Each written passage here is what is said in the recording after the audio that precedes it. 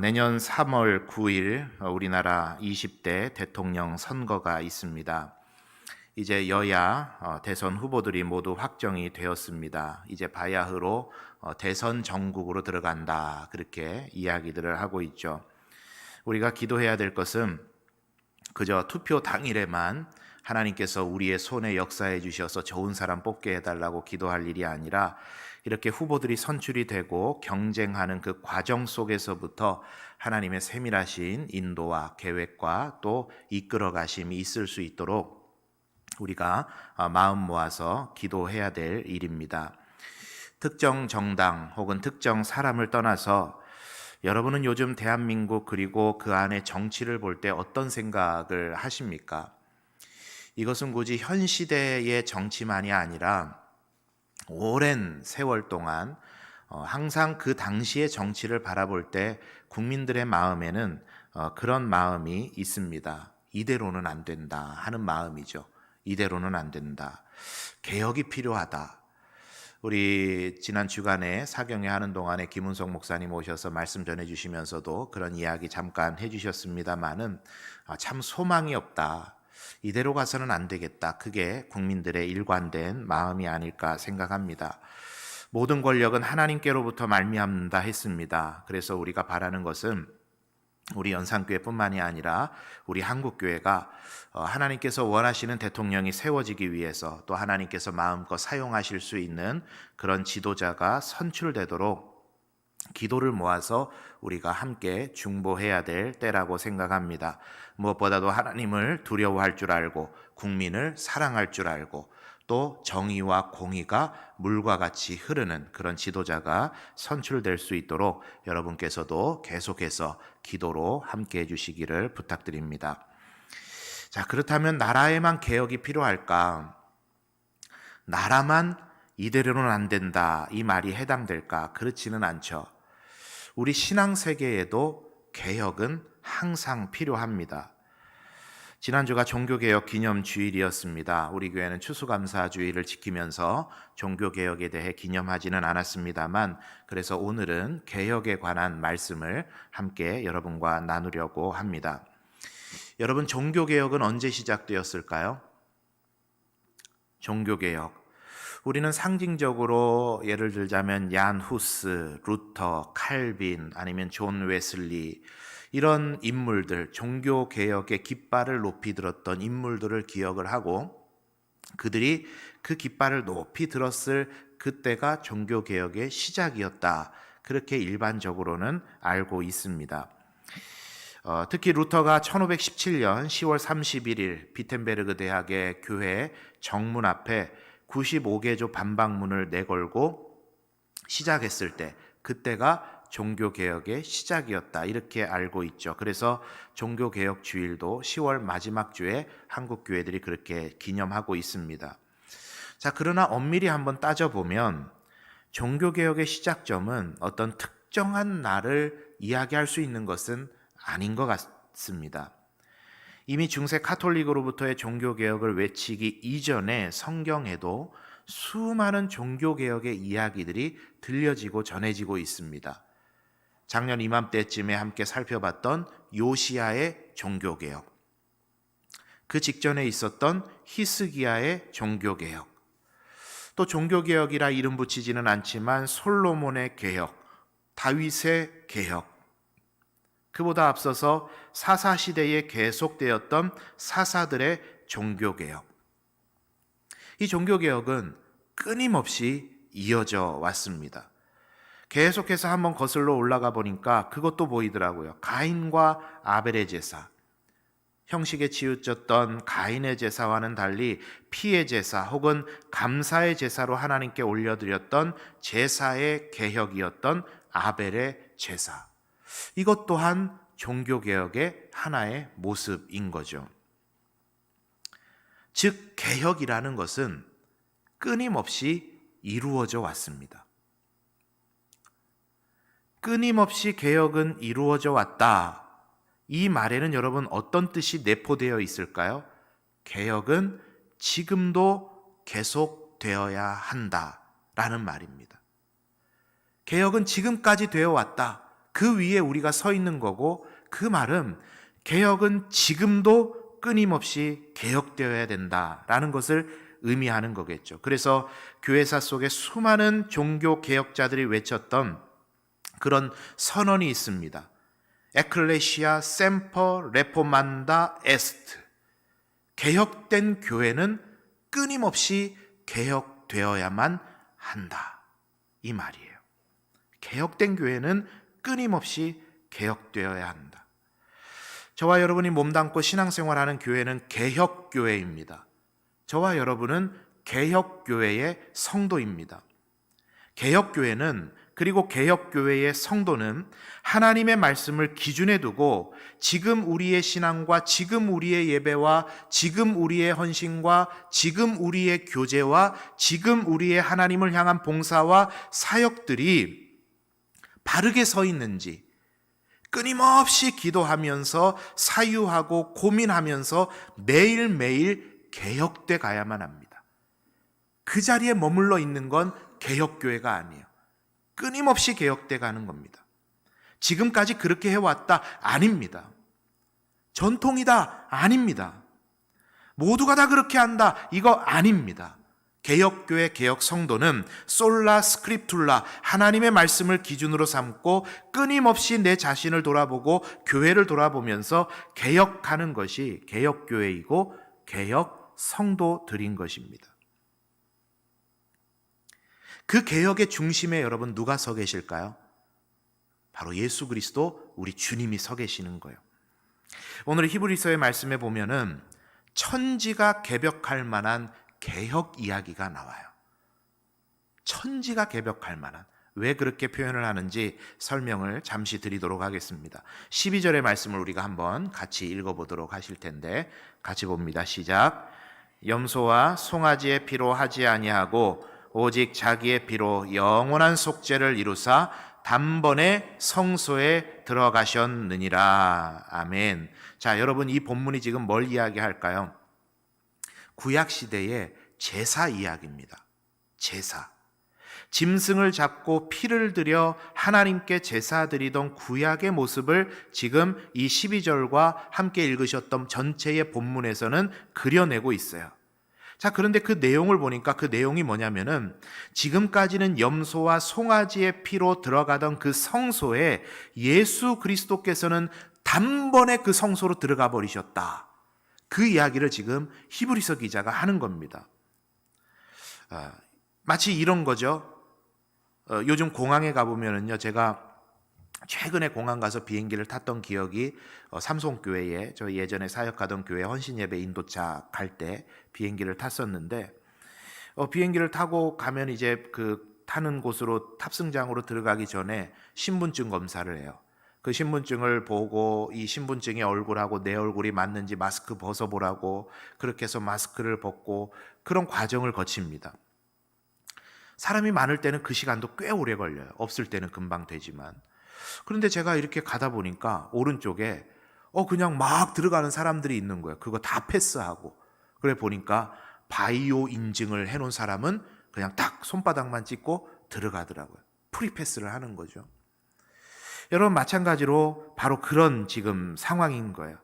아주 복잡한 과정들을 다 생략해버리고 예수 그리스도께서 성소로 그냥 바로 들어가 버리셨다. 이것을 이제 히브리서 기자가 말을 한 겁니다. 그러면서 히브리서 기자는 그렇다면 예수님께서 단번에 성소에 들어가시기 전에는 어떠했는지에 대해서 오늘 본문을 통해서 설명을 해주는데, 제가 한번 쭉 설명을 드려보겠습니다. 히브리서 9장 1절부터 그 내용을 설명을 합니다. 1절에 보니까 첫 언약에도 섬기는 예법이 있었다, 그렇게 말을 해요.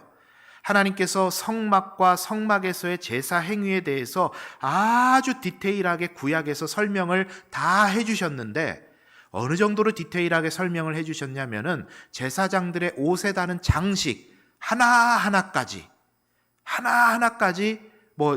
지금 제가 입고 있는 이 셔츠에 이 십자가 문양은 어떻고, 이 단추는 어떤 모양이어야 되고, 뭘 메고 있어야 되고, 비유하자면 그런 식으로 아주 디테일하게 그 예법들을 설명을 해주셨다라는 거예요. 그 예법이 있습니다. 어떻게 해야 되는지에 관한. 그 예법에 의하면 2절의 말씀입니다. 첫 장막에는 등잔대와 상과 진설병이 있고 이것을 성소라 일컬었는데, 이 성소에서 제사장들이 이곳에 들어가서 여러 가지 제사의 집례의 행위들을 예법에 따라서 엄격하게 그 일들을 한 겁니다. 그리고 3절에 보면 둘째 휘장을 지나면 지성소라는 곳이 있고 그 안에는 언약궤가 있었다, 이렇게 이야기를 해요. 이 지성소라는 곳 여러분 아실 거예요. 1년에 딱 한 번 속죄일에 대제사장만이 들어갈 수 있었어요. 그런데 그 대제사장이 들어갈 때도 어떻게 들어가야 되느냐? 혹시라도 대제사장이 회개하지 못했고 부지 중에 지은 죄가 하나님 앞에서 발각되게 되면 하나님께서 그 대제사장을 죽이셨어요. 그만큼 거룩한 곳이 지성소입니다. 그래서 혹시라도 대제사장이 죽게 되면 아무도 못 들어가는 곳이니까 이 시체를 꺼내야 될 거 아닙니까? 그래서 끈을 메고 들어갔어요. 혹시라도 죽임당하면 끌어내야 되니까.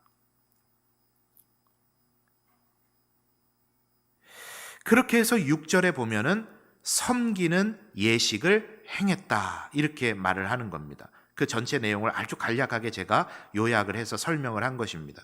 그러니까 여러분 여기서 하고 있는 말이 뭐죠? 매우 복잡하고 매우 경건하고 조금이라도 잘못하게 되면 죽임당하는 매우 살얼음판 같은 그런 엄중한 예법을 통해서 사람들이 하나님께로 나아갔다라는 이야기예요. 구약의 제사가 그랬다는 겁니다. 이러한 예법은 지금 여러분 잘 외워지지도 않으실 거고 외우실 필요도 없어요. 신대원이나 가거나 목사고시나 쳐야 이 내용들 한 번씩 외우고 시험 보는 거지 이거 외울 필요는 없습니다. 그냥 제가 설교할 때 한 번씩 말씀을 드리면 그런 거구나 라는 정도 이해하시면 돼요. 우리에게는 별로 중요하지 않아요.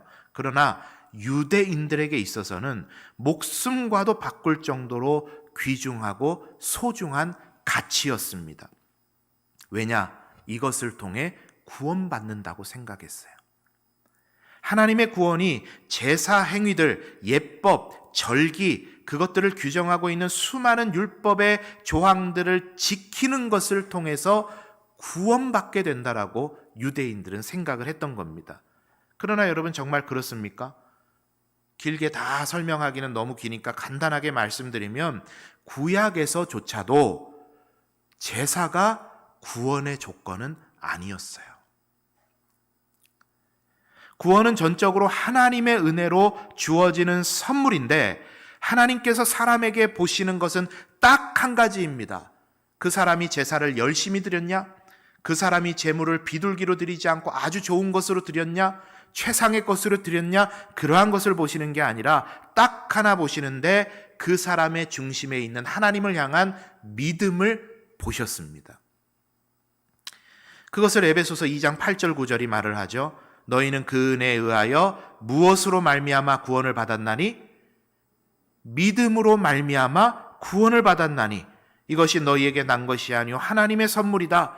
행위에서 난 것이 아니니 이는 누구든지 자랑하지 못하게 하려 함이다. 이렇게 말씀을 하신 거예요. 구약의 제사는 하나님의 백성이 하나님의 백성으로서 세상과 구별된 삶의 자세를 가지고 살도록 허락하신 하나의 신앙의 법칙이었고, 그렇기 때문에 제사가 중요하지 않은 건 아니지만 하나님은 제사보다 그 사람의 제사를 드리는 사람의 중심, 그 믿음을 항상 보셨던 거예요.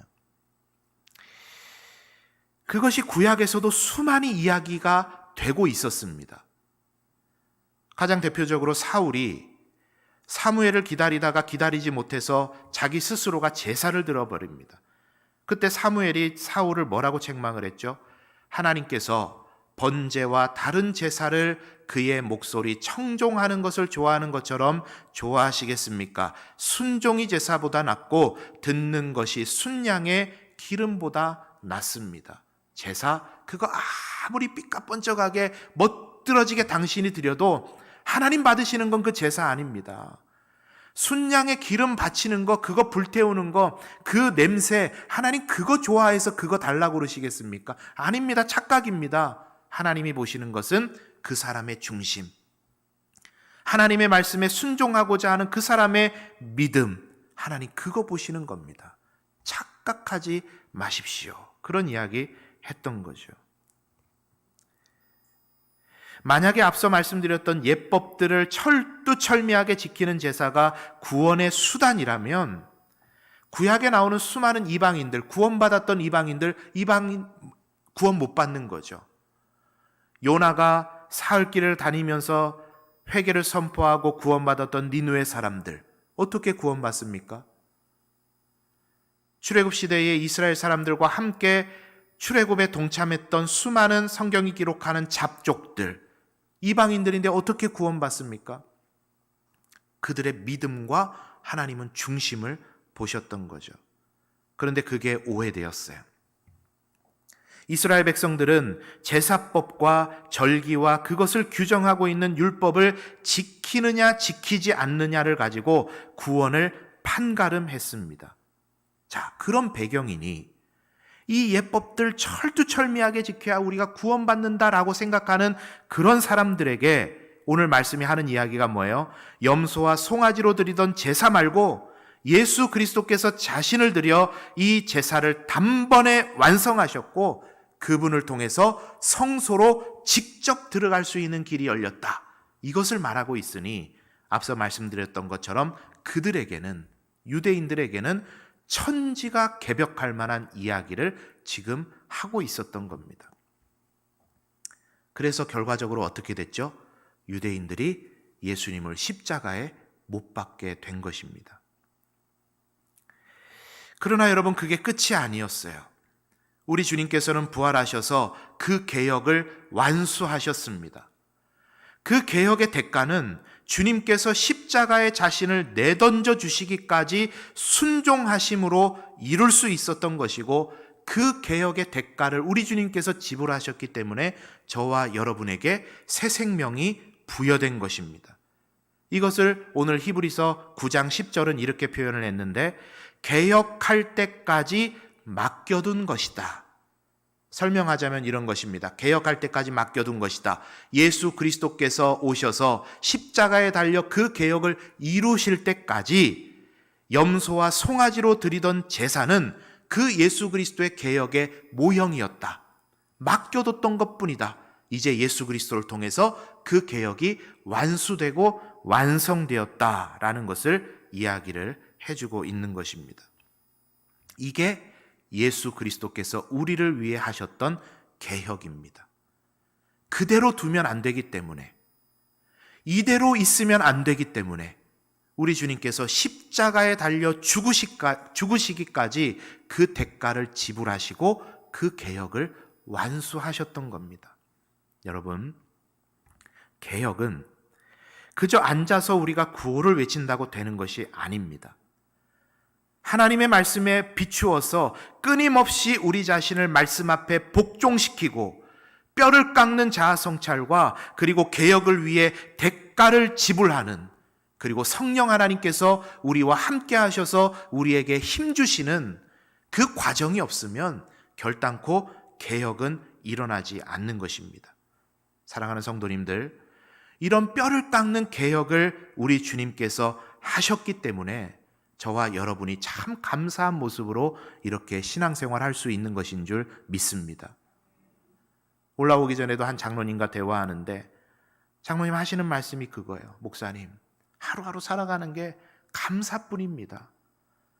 우리가 하루하루 살아가는 게 감사뿐일 수밖에 없는 이유가 뭡니까? 예수 그리스도께서 십자가의 대가를 치르시고 개혁을 완수하셨기 때문입니다. 그리고 성경의 수많은 믿음의 선배들이, 또한 이 한국 땅에 복음이 뿌려지고 열매 맺기까지 수많은 믿음의 우리의 선배들이 이 개혁을 이루었기에 저와 여러분이 지금 이 연산교회 예배당에 앉아서 편안하고 감사하고 하나님 주시는 샬롬 가운데 이 예배를 드릴 수가 있는 것입니다. 여러분, 이 말은 바꾸어 말하면 또 무엇을 의미할까요? 예수 그리스도께서 개혁을 이루셨고 성경의 수많은 믿음의 선배들이, 그리고 이 한국 땅에 복음이 뿌려진 후에 수많은 이 한국 땅의 믿음의 선배들이 그 대가를 치르면서 개혁을 이루었기 때문에 우리가 이 자리에 있을 수 있다라는 말은, 저와 여러분이 개혁되지 않으면, 끊임없이 하나님의 말씀에 비추어서 우리의 삶과 신앙을 개혁해 가지 않으면 연산교회의 미래는 없다라는 이야기입니다. 우리가 그렇게 목 놓아서 말하는 다음 세대의 부흥, 다음 세대의 경건, 다음 세대가 세워지는 것은 없다라는 이야기예요. 누가 개혁되지 않으면요? 저와 여러분이 개혁되지 않으면. 성경의 제사 이야기 좀 지루하게 들으셨을 테니까 재미있는 한국교회사 이야기 하나 들려드리도록 하겠습니다. 편안하게 들으시면 됩니다. 여러분, 전북 김제에 있는 금산교회라고 혹시 아십니까? 가보신 적 있으세요? 예.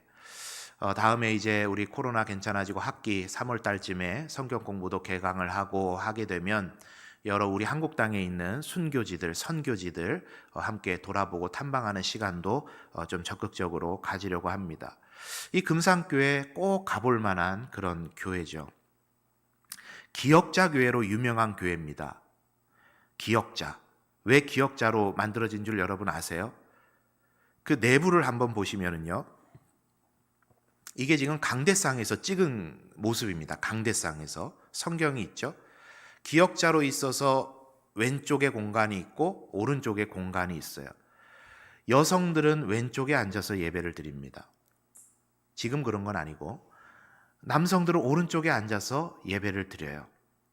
남녀 7세 부동석이라는 그런 유교적 사상이 반의했던 그런 시대에 한 교회당에 들어와서 예배 드릴 수 있는 것도 대단한 개혁이 이루어진 건 맞습니다. 자, 그런데 넘어서지 못한 게 있어요. 그게 뭐냐? 남자와 여자가 같이 앉으면 안 된다. 그래서 또 예배 드릴 때 남녀가 서로 눈빛이 교환되고 서로 쳐다보면 안 된다. 그래서 참 불합리한데 여자 칸에만 저렇게 휘장을 쳤어요. 쳐다보지 말라고. 넘어서지 못한 거 아니겠어요? 그런데 그것도 이제 잘 넘어섰어요. 개혁이 되었습니다. 그래서 지금 우리는 편안하게 이 자리에서 성별의 구분 없이 예배를 잘 드릴 수 있습니다. 개혁된 거죠. 여기 있는 피아노요. 기타는 없네요. 기타, 오르간, 드럼 안 됐습니다. 그런데 개혁되었어요. 무릎 넘기는 치마 안 됩니다. 근데 개혁되었어요. 요즘 샌들 신고도 교회 잘 오시죠? 발가락 보이면 안 됐어요. 근데 그것도 개혁되었죠. 네. 발가락 보인다고 저는 뭐라 하지 않습니다. 발가락 보이셔도 되죠. 뭐. 여자 목사, 여자 장로 안 됐어요. 근데 그게 개혁되었죠. 한국교회는 끊임없이 개혁되어 왔습니다. 그 개혁의 결과물 위에 저와 여러분이 이렇게 예배 드리는 거죠. 이것이 교회의 개혁이라면, 아주 일부분이긴 하지만 교회의 개혁이라면 개인의 개혁 이야기도 잠시 여러분께 들려드리겠습니다. 당시 김제에는 대단한 부자였던 조덕삼이라는 분이 계셨습니다. 이분의 집에는 이자익이라는 마부가 있었어요. 이 이자익이라는 분은 경남 남해 섬에서 태어나서 6살에 부모님을 여의고 친척집에서 고되게 살던 그런 아이였습니다. 이 이자익이 이대로는 안 되겠다. 이대로는 내 인생에 소망이 없고 미래가 없다. 그런 생각을 품고 무트로 배를 타고 나오게 됩니다. 그렇게 여기저기 떠돌면서 잔심부름하면서 다니다가 결국은 이제 전북 김제까지 오게 되고 조덕삼이라는 분을 만나게 돼요. 조덕삼은 이자익에게 마부의 일을 내주고 살 수 있도록 길을 열어주었습니다. 그런데 후에 조덕삼이 이 지역에서 선교 활동을 하던 테이트라는 선교사님을 만나게 되는데 그 들었던 복음에 감동이 된 나머지 조덕삼은 그 복음을 받아들이고 자신의 집에 사랑채를 내주고 거기서 교회가 시작이 되게 돼요. 그게 이제 금산교회의 모태가 되는 교회입니다. 조덕삼은 선교사님을 도와서 아주 열심히 전도했고 그 지역만이 아니라 다른 마을까지 가서 전도에 열정을 내면서 선교사님을 도와 교회를 했고 그때 이자익도 함께 복음을 받아들이고 그 교회의 일원이 되었습니다. 그렇게 많은 교인들이 모여들면서 이제 교회에 조직이 필요하게 돼서 장로 선출 투표를 하게 된 거예요. 그때 장로 후보로 올라간 사람이 누구냐? 이 조덕삼과 이자익이 올라가게 된 겁니다. 그런데 그 결과에서요, 놀라운 일이 일어났어요. 양반과 천민의 대결이었는데 놀라운 일이 일어납니다. 누가 됐죠? 이자익이 돼버린 거예요, 장로를. 큰일 난 겁니까? 아닙니까? 감사한 일이죠, 뭐. 네, 감사한 일이에요. 당시 유지였고 많은 사람들에게 덕을 베풀었고 장소를 제공했고 전도도 참 많이 했던 이 금산교회 전신이 이렇게 부흥하는 데까지 아주 많은 영향을 미쳤던 조덕삼이 장로로 선출될 거라 생각을 했는데 마부인 이자익이 선출이 된 겁니다. 많은 교인들이 걱정을 했다 그래요. 그 역사의 기록에 보면. 그런데 교인들이 걱정하는 것은 세 발의 피였다 그러죠. 이 테이트 선교사님은 막 전율이 느껴질 정도로 닭살이 돋을 정도로 그 일을 걱정했다는 거예요. 왜 그렇게 걱정을 했느냐? 이런 스토리가 있습니다. 테이트 선교사가 서울에 가게 되면 종종 레이놀즈 선교사의 집에 머물고는 했는데 이 레이놀즈 선교사가 서울 교구에 있었던 일을 이 테이트 선교사님에게 들려줬던 적이 있는 거예요. 무슨 내용이냐? 비슷한 시기에 서울의 연동교회라고 여러분 들어보셨을 거예요. 유명한 오래된 전통 있는 교회죠. 이 교회에서 장로 선출을 했는데 양반은 낙선을 하고 천민이 당선이 되어버립니다. 그 결과로 인해서 양반들이 소리를 지르면서 나와서 천민과는 우리가 예배드릴 수 없다. 우리는 나가서 교회 세운다. 해서 쪼개지고 갈라져서 나와 세운 교회가 묘동교회입니다. 두 쪽이 났어요. 또 무어라는 선교사님이 전해준 이야기를 들었는데 서울에 백정들을 모아놓고 곤단골 교회를 이 무어 선교사님께서 개척을 해서 교회를 했는데 당시에 서양 문물이 너무나도 궁금하니까 몇몇의 양반들이 그 곤단골 교회에 와서 같이 예배를 드린 거예요. 이 양반들이 예배를 드리다가 무어 선교사님께 나와서 요청을 합니다. 선교사님, 이 백정들과 함께 우리가 앉아서 예배드리기가 좀 그렇습니다. 그러니까 우리를 위해서 양반석을 좀 따로 마련해 주십시오. 요청을 해요. 무어 선교사가 단칼에 거절합니다. 하나님 앞에서 양반과 천민이 없습니다. 그럴 수 없습니다. 그러자 양반들이 우리는 그러면 교회를 세우겠다. 그렇게 해서 나와 세운 교회가 홍문삿골 교회입니다. 홍문삿골 교회를 세웠는데 웃기죠? 홍문삿골 교회를 세웠는데 이 홍문삿골 교회에 불이 나버렸어요. 그래서 어쩔 수 없이 선교사님의 중재로 이 두 교회가 다시 합치게 돼요.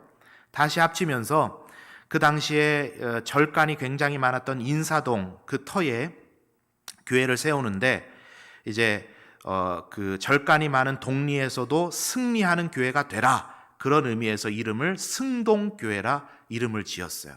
들어보셨죠? 자, 그런데 여기서도 장로 선출을 합니다. 근데 양반은 떨어지고 백정이 장로로 선출이 돼버려요. 그래서 또 교회를 나눠서 양반들이 나가 세운 교회가 소안동 교회, 지금의 안국동 교회를 세우게 됩니다. 이 사건을 알고 있었던 테이트 선교사가 조덕삼이 안 되고 이자익이 됐으니 어떤 생각이 들겠어요? 김제 땅에도 교회가 두 쪽 나는 일이 일어나겠구나. 그 걱정을 한 거예요. 그러니 얼마나 닭살 돋는 그런 경험이었겠습니까? 자, 그런데 조덕삼은 그 정도의 인물이 아니었어요. 조덕삼이 발언권을 얻고 말합니다. 우리 금산교회 교인들은 참으로 훌륭한 일을 해내셨습니다. 저희 집에서 일하고 있는 이자익 영수는 저보다 신앙의 열의가 대단한 사람입니다. 참으로 감사합니다. 대단한 일 아닙니까? 이뿐이 아니죠. 그 후에 자신의 과수원 땅을 내주어서 사진으로 보셨던 금산교회, 기역자교회를 건축하게 됩니다. 그때도 조덕삼은 장로가 아니었어요. 후에 금산교회를 헌당하고 나서 장로 임직을 하게 됩니다. 그리고 조덕삼 장로는 이자익 장로를 평양신학교에 보내서 목회자가 되게 하는 뒷바라지를 다 하고 금산교회의 담임 목사님으로 청빙을 하죠. 이후에 이자익 목사님은 총회장을 3번이나 역임할 정도로 한국 교회사에 큰 발자취를 남기셨던 그런 목사님이십니다. 이야기 들으니까 재밌죠? 이야기만 할까요, 계속? 여러분, 이자익이라는 그 시대에 하나님께서 크게 사용하시는 목사님이 어떻게 준비될 수 있었겠습니까? 당시 무엇보다 중요하게 생각하던 신분을 뛰어넘는 개혁이 조덕삼에게 있었기 때문에 가능했어요. 나는 공이 참 많은데, 이 교회 내가 세웠는데, 내가 얼마나 많은 물질을 이 교회에 드렸는데 하는, 왜 나는 안 뽑아줄까 하는 자기의, 자기 공로, 그걸 뛰어넘는 개혁이 조덕삼에게 있었기 때문에 이자익이 있는 것입니다. 자신의 것을 하나님께 기꺼이 드리는 개혁이 조덕삼에게 있었기 때문에 이자익 목사님이 있을 수 있었던 것이죠. 여러분, 하나님의 사람들은, 그리고 하나님의 교회는 끊임없이 개혁되어서 2021년도 연산교회까지 오게 됐습니다. 이제 앞으로 연산교회와 연산교회의 모든 지체들이 끊임없이 개혁되며 하나님의 말씀 앞에서 한 걸음 더 나아가기 위한 그러한 철저한 회개와 결단과 개혁의 모습이 우리들에게 있어야지만이 2022년도에 2023년도에 앞으로의 50년에 연산교회가 있을 수 있고 다음 세대가 있을 수 있는 것입니다. 여러분, 우리가 이 한 주를 살아가시면서 묵직한 부담으로 이 말을 기억하시면서 사셨으면 좋겠습니다. 이대로는 안 된다. 이게 묵직한 부담으로 우리에게 있었으면 좋겠어요. 이대로는 안 된다. 이대로의 예배, 이대로의 헌신, 이대로의 기도, 이대로의 말씀 묵상, 이대로의 전도, 이대로의 선교, 이대로의 기도 생활, 이대로는 안 된다. 이게 우리들에게 있어야만 됩니다. 그리고 하나님의 말씀을 붙잡고 하나님, 내가 한 걸음 더 하나님께 전진하겠습니다. 이러한 결단이 우리들에게 있어야만 돼요. 코로나로 인해서 우리의 신앙과 경건이 얼마나 많이 정체되었습니까? 정체됐으면 다행이게요. 도태되지는 않았습니까? 그래서 이대로는 안 되는 겁니다. 우리의 경건 생활을 돌아보고 우리의 신앙 생활을 돌아보고 기도와 말씀과 예배와 훈련에 한 걸음 더 나아가겠다는 결단이 우리들에게 참으로 절실한 때입니다. 그것을 알고 고백할 수 있는 이들이 개혁교회이고 개혁 성도들인 것입니다. 개혁은 대단한 일에서부터 시작되는 게 아닙니다. 내가 하나님 앞으로 한 걸음 더 나아갈 때부터 우리의 삶의 교회의 개혁은 시작되는 것입니다. 말씀을 정리합니다. 여러분, 이 한 주간 여러분의 신앙에 한 걸음 더 하나님 앞으로 전진하는 그런 열매가 있게 되기를 바랍니다. 한 걸음 더 나아가야 돼요. 구체적으로 무엇을 해라 말씀드리지는 않겠습니다. 말씀 앞에 서서 여러분의 신앙을 들여다보시고 그대로 잊지 마시고, 그 자리에 그대로 있지 마시고, 예수 그리스도께서 자신을 들여서 단번에 성소로 들어가는 개혁을 이루셨던 것처럼 우리 또한 한 걸음 더 하나님께로 옮겨놓고 그것을 통해서 교회를 개혁하고 내 신앙의 세계를 개혁하며 살아가는 그런 은혜가 저와 여러분에게 있게 되기를 바랍니다. 그러한 개혁의 모습이 우리들에게 있을 때 지금까지 개혁되어 이 자리까지 이 교회가 나온 것처럼 하나님께서는 저와 여러분의 개혁의 모습을 보고 미래의 우리 연산교회와 다음 세대에 그리고 한국 교회에 부흥을 허락해 주실 줄 믿습니다. 그 일에 쓰임 받는 우리 모든 연상교회 성도님들 다 되시기를 바랍니다. 우리 함께 기도하고